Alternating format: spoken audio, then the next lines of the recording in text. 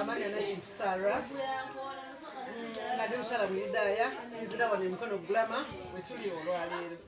Tuli basanyufu nga abayidaya olwalero tuzze okufumba tetuyita omugati obutali muzimbulukuse unleavened bread oba matza mu lulimi lwaffe oluyudaaya. Emigati gino mikulu nnyo mu mbaga yaffe ng'abayudaaya. Nga mwe mubeera mugenda okucelebratinga Easter, tugenda kucelebratinga mbaga ey'okuyitibwako. N'otulaba nti abaana ba Isirayiri bali bava e Misiri baavaayo mangu Falaawo nga bagambye mugende musinze Katonda wammwe. Baavaayo mangu ne badduka mangu ne bagenda n'emigaati gino nga tegizimbulukuse. So embaga eyo etandikira awo. Bakigiyita Passover. Nti olwo waliyo malayika we yayita ku baana ba Isirayiri naye ate Abamisiri bo ne bakola ki ne battibwa ba first borns. Naye ab'Abayudaaya tewali wadde n'omu yakola ki eyafa. So tukwememoratinga olunaku olwo era kitugambibwa nti kinaabeera kijjukizo eri ffe n'abaana baffe bonna n'okuyita mu mirembe gyaffe gyonna. Nze musanyufu nti olwaleero wano ewange tukuŋŋaanyiza communities 22 okuva mu ggwanga Uganda lino eno. Tulina ezivudde mu Apaati, tulina ezivudde mu Embaale, tulina Kadaama, tulina Namutumba, tulina ez'omu Jjinja, tulina Kigulu, Kampala. So ffenna tuli wano eno nga tukola omugaati guno kubanga kikulu nnyo okubeera tuseda plate yaffe oba ekimu ku biriibwa ku nnaku ezo. Olunaku no tulukuza ng'ennaku 15 omwezi ogwa Aviv mu Buyudaaya gwe mwezi gwaffe ogusooka oba bamu muwulira kye bayita Nisaani nakyo kibeera kirongoseemu. So gwe mwezi gwaffe ogusooka ng'ennaku z'omwezi 15 ennaku z'omwezi 14 tubeera basanyufu nnyo nga tulya gino emigaati. Tulina ebintu bingi ebibeera ku sowaani zaffe, si migaati gino gyokka. Kubeerako eggi, kubeerako ebikaawa, kubeerako omunnyo, kubeerako hani, kubeerako apples, ebintu byonna eby'enjawulo era nga buli kimu kiina kyekikiikirira. Nga gino emigaati gikiikirira obulamu bwe twayitamu obwali obubi nga tuli e Misiri eyo bwe batulumya obugigi.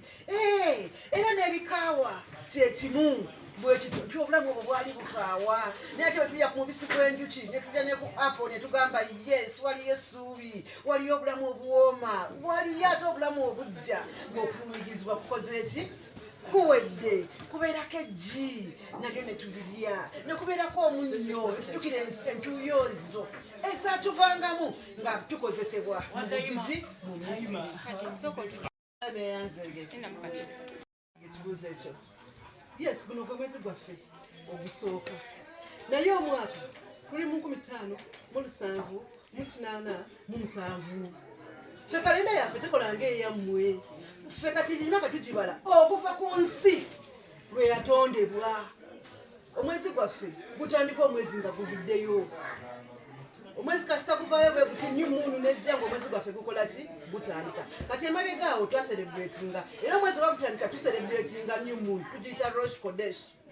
Tugenda ne tuyimba ne tusaba essaala zaffe ez'omwezi omupya nga gukoze eki nga guzze. Kakati ku lw'omukaaga 15 zijja kuba 14 zijja kuba zikoze eki ziweze. Olw'eggulo embaga eno weekola ki bwetandika. Tutandika kawungeezi era bwe tutyo n'ennaku zaffe zitandika lw'eggulo. Tezitandika mu midnight ng'ezammwe ne kaba akawungeezi ne kaba enkya lwe lunaku olukola ki olusooka. Nga Bayibuli bwekola ki bwegamba mu lubereberye. So guno omwezi baguyita Aviv, abamu baguyita Nisan, naye gwe lubereberye ogutandikirako embaga zonna ezaalagibwa mu kitabo. Oba oyagala okumanya embaga zino eno ogenda n'osoma Leviticus 23. Tutandika ne Sabbiiti eyo ebeera buli lwa mukaaga lwe tusinza. Ke kasooka agamba Sabbiiti kinaabeeranga ekiwummulo gye muli era munaayawulanga Sabbiiti okuva ku nnaku omukaaga zonna ez'okukola. So bwe tutyo twawula Sabbiiti Olwokutaano olw'eggulo kasita ziwera 12:45 tukuma ettabaaza oba candles 2 nga Sabbiiti ekoze eki etandise paka ku lw'omukaaga. Sabbiiti bwevaako ne tugenda kwena embaga ze bayita Pesaaka gye tugenda okukuza. Ne tugenda ku mbaga gye bayita Shavuot naye tugikuza nga bwe mugamba nti mwemukuza Pentecost ffe tubeera mu Shavuot ne tuvaayo ne tugenda mu Sukkot era zino zonna embaga ndagire okuva mu Bayibuli era bagamba zino embaga ze munaakuumanga mmwe n'abaana bammwe okuyita mu mirembe gyammwe gyonna Abaleevi 23 mwe zisibuka dda okuva ku jjajjaffe Ibulayimu mu Bayibuli. Katonda bwe yamugamba nti va mu nsi yanyu ogende mu nsi gye ndikola ki gye ndikulaga n'awulira eddoboozi bw'atyo n'atambula n'agenda mu nsi gye yamulaga Obuyudaaya gye bwakola ki gye bwatandikira n'azaala abaana Aburahamu n'azaala Isaaka n'azaala Yakovu. Abo Yakovu ate mwe muva ebika 12 ebikola ebika eby'Abayudaaya nga bwe muwulira bwe bali mu Isirayiri. Kakati basaasaanira byonna gye bakola ki gye bali naye Obuyudaaya bwe bukola ki bwe butandikira. Era singa kitaffe Ibulayimu yagaana okuva e Kaludaaya okugenda gye bamulaga singa Obuyudaaya gye bukola ki tebuliiwo naye kubanga yakkiriza olwaleero Obuyudaaya bwe bukola ki gye butandikira. Era n'amateeka agamuweebwa okukomola kikulu ne mu Buyudaaya circumcision tugikola ku lunaku olw'omunaana olw'omwana ng'akoze eki ng'azaaliddwa kabonero era kiragiro eyo y'endagaano esooka ebeera ku ki ku baana. Kati muyinza okugamba eyo ate mwenga muli baddugavu nga tumanye Abayudaaya baki bazungu. Obuyudaaya ng'enzikiriza bw'obeera wano ng'oli muddugavu osobola okubeera converted n'okyusibwa n'odda mu buki mu Buyudaaya. Kati ngaffe community yaffe tulina myaka 25 mu Buyudaaya naye ng'ate mu Uganda Kakungulu ye yasooka okubeera wano Omuyudaaya era twacelebratinga 100 years ez'Obuyudaaya mu 2019 before the pandemic nga COVID tanaba kubeerawo twacelebratinga emyaka 10 eky'Obuyudaaya mu Uganda. Tusinza tulina ebiragiro tulina bwe tulya nnyama gye tutasaze tulina gye tusalamu ennyama ng'olaba nti malayika yaresoringa ne Yakovu n'amugyako ekikugunyu kino so naffe tulina omusogo gwe tutakola ki bwe tutalya mu nnyama eyo. Enkoko olina okuba nga oli trained oli qualified okusala enkoko embuzi ente era ogenda Isirayiri n'osomesebwa emyaka gye2 okutuuka kwegyesa n'olyoka ojja wano ne tukugamba nti kati otuukiridde okusalira ebyokulya tetugatta mata na nnyama kive kubanga bagamba tolyanga nsolo na mwana gwayo. Tulina ebintu bingi ebitwawula okusaba tubaga ne tutandika ku Sabbiiti tutandika Lwokutaano akawungeezi paka ku Lwomukaaga ekawungeezi Sabbiiti weekola ki weggwako. Tulina embaga zaffe era endala nga woolaba nti Shavuot eyo mbaga tulina atonement tutuyita Yom Kippur olunaku olumu bwe tube tusiiba tuva kawungeezi ak'olwaleero paka enkeera akawungeezi ne tukkiriza nti kwolwo we wenenyewa Katonda n'okola ki osonyiyibwa. Ne tuba n'embaga ey'ensiisira tutuyita the Feast of Shelters. Tuzimba ensiisira oba ogizimbye wakaawo oba ogizimbye ku kkuŋŋaaniro oba ogitaddewa ne tudwelingamu for 7 days. Bamalayika ne batusanga omwo ne tusaba essaala ez'enjawulo tulya emmere ez'enjawulo. So basically Obuyudaaya kintu kikulu nnyo. Abakyala babeera modest ng'Abasiraamu bwe mubalaba bambala bulungi bambala ebiwanvu ekyo kiriki nnyo ku Bayudaaya. Tulina ne Richard endala bagiyita Mikve. Omukyala na mwami wo oyisaawo okubbanga nga nnaku 7 okuva ku lunaku lw'okomye okulaba. Yes. Impurity eyo nekuvaako then noddamu bbya n'obeera neki n'obeera n'omwami wo. Ate ffenna ekyo kitukolera nno ng'Abayudaaya kubanga wano abeera akumisinga mugenda okuddamu nga mulinganga abali mu kanemundu. Yes, so n'olwekyo kikulu nnyo ekyo gye tuli ng'Abayudaaya. Abaami bambala bukkipa ndoza mubulabye obukofiira obwo obutonotono bwe mulabye obwo. Bukkipa obwo bulaga nti weewaddeyo eri Katonda era Katonda yakola ki yafuga era osaanikidde omutwe guno ng'ogamba nkulumiza Katonda. Amagezi wano we gatandikira walina okubeera omukono gwaki ogwa Katonda. Tulina n'ebintu ebirala bye tukozesa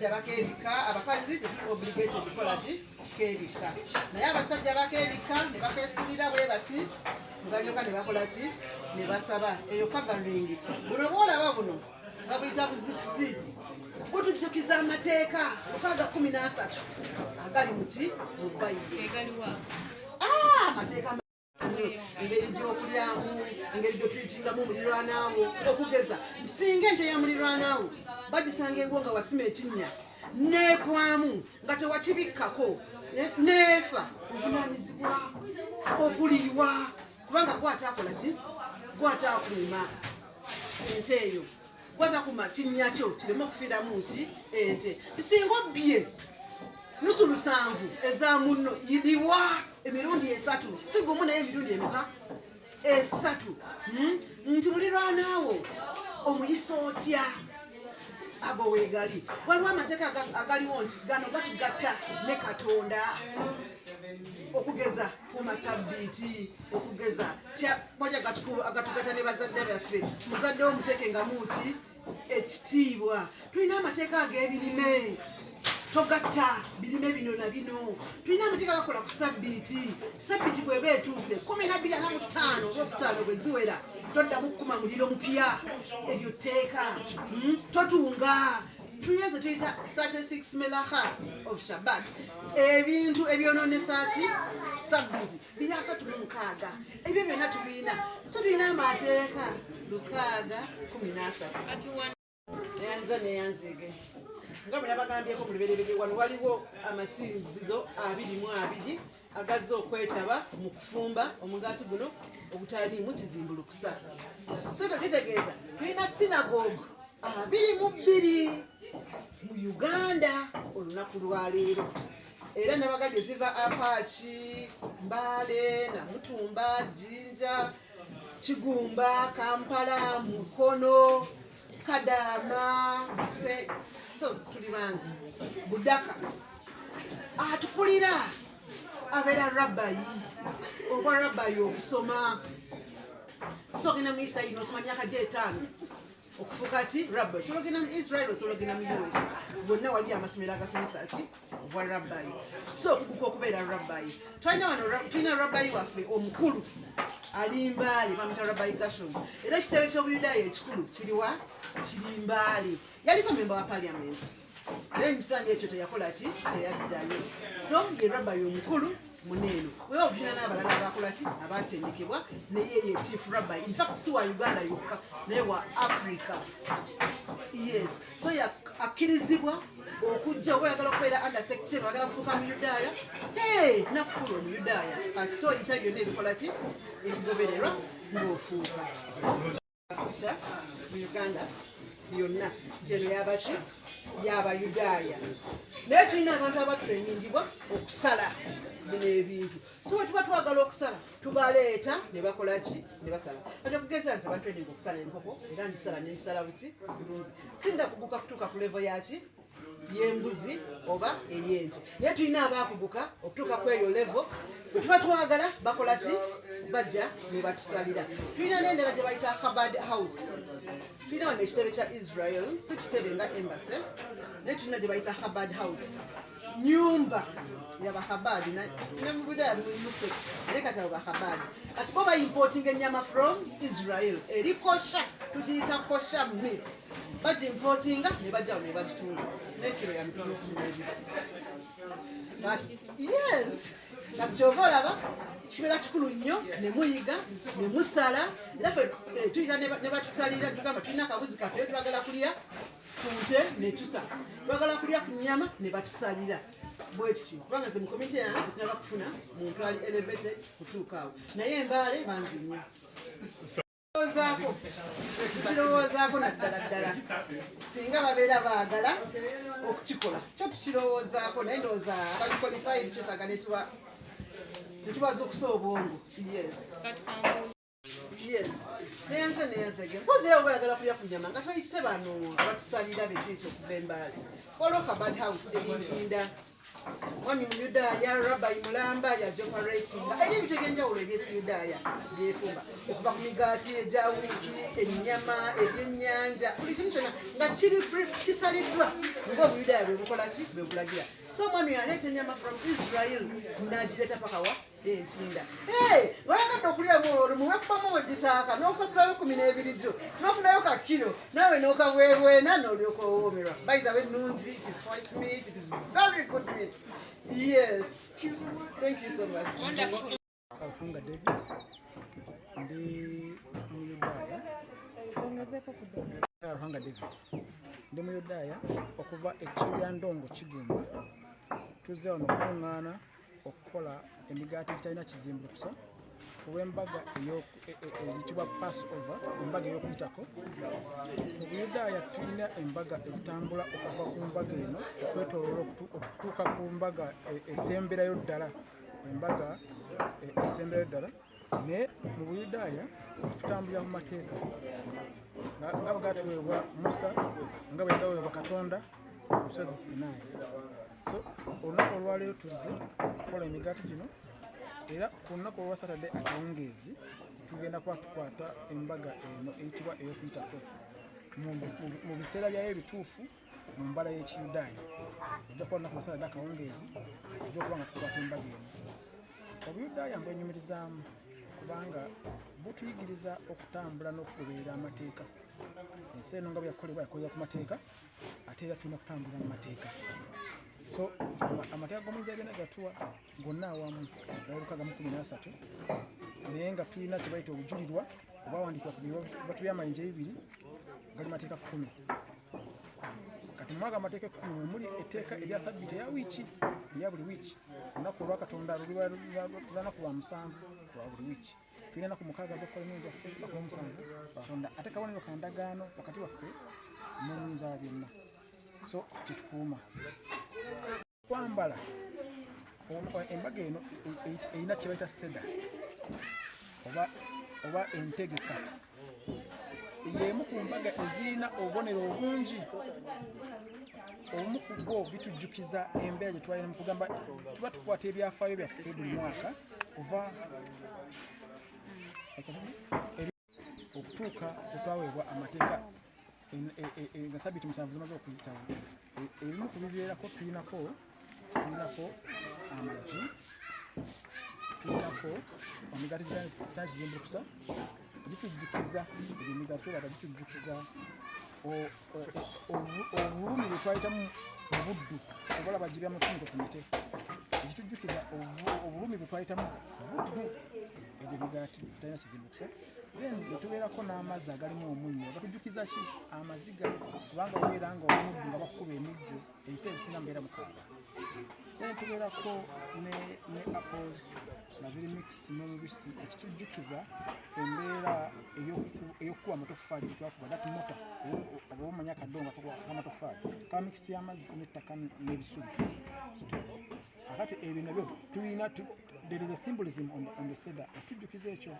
Ene tubeerako n'okuyita mu bubonero buli tusoma kyeta Haggadah oba story etujjukiza ebibonyoobonyo 10 ebyaba ku Bamisiri olw'okubeera nga batulemesa okuva mu nsi yaabwe. Ebyo nabyo tukola kitusoma ku ki.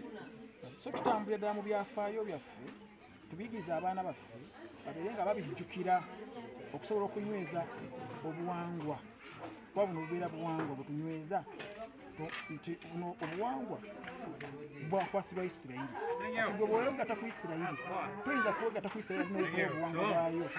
So kyeturimu tutambuliramu.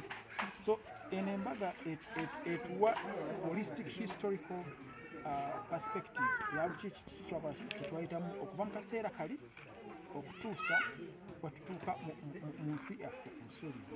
Byonna bino byatubaako bibeera wano ku seda wano.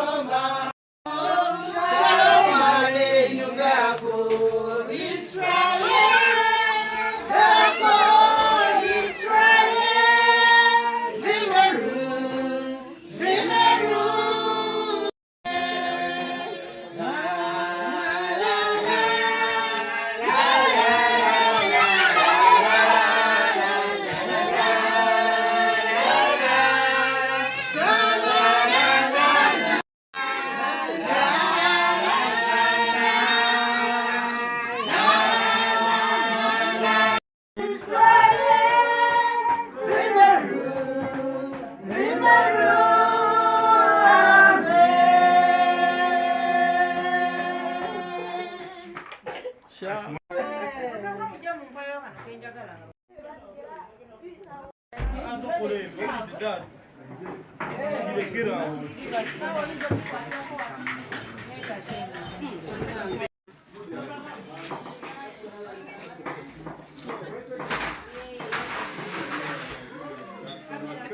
Family, Ayudaya.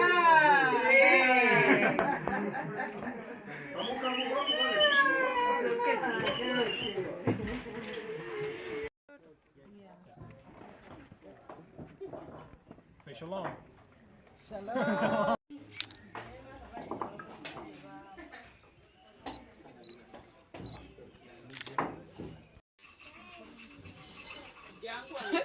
What? Auntie, 18 minutes. Timer so that we have to work within 18 minutes. Because when we go beyond 18 minutes, the dough raises and then it ferments. It doesn't have to ferment because this yeast, there has to be no fermentation. As the Israelites were living in Egypt, there was no time for the dough to raise. So they went out in a hurry. So this is the feast we are now celebrating. Which is 18 minutes before the whole process, then raises. The dough is void. You don't proceed with it. Just throw it away.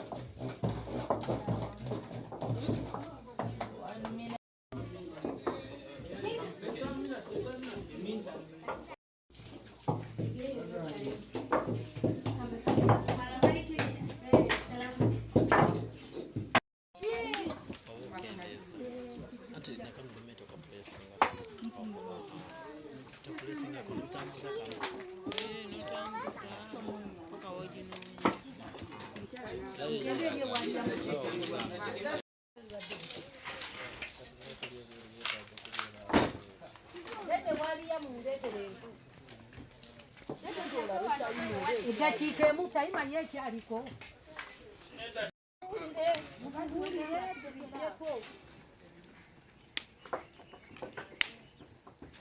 Mukadenga choyo.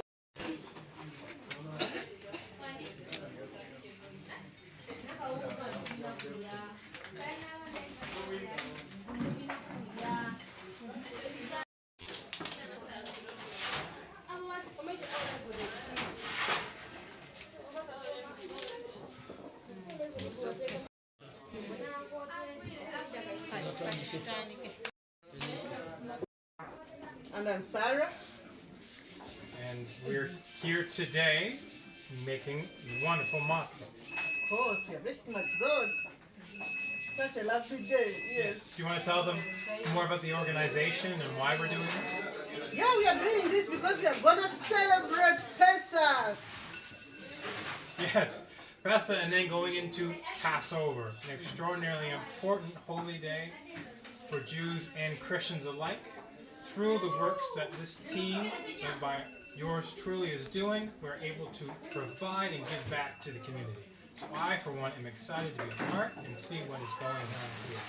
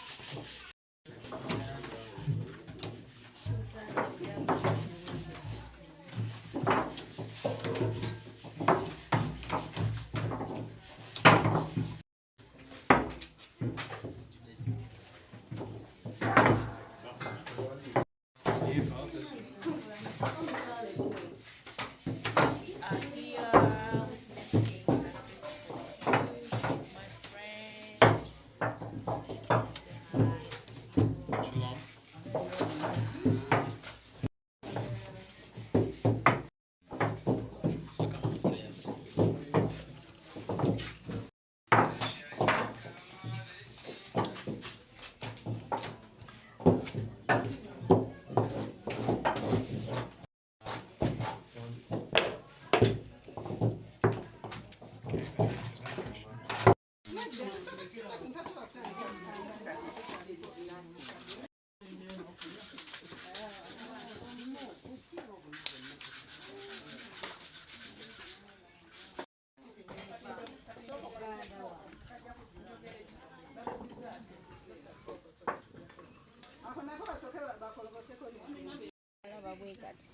Matisoti bwe buno bwonna nga bwonna ye matizo ogulibwa ku kesaaka esaaka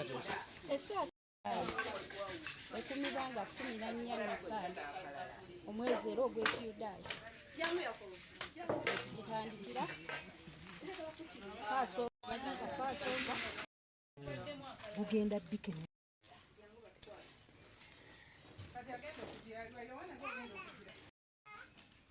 dada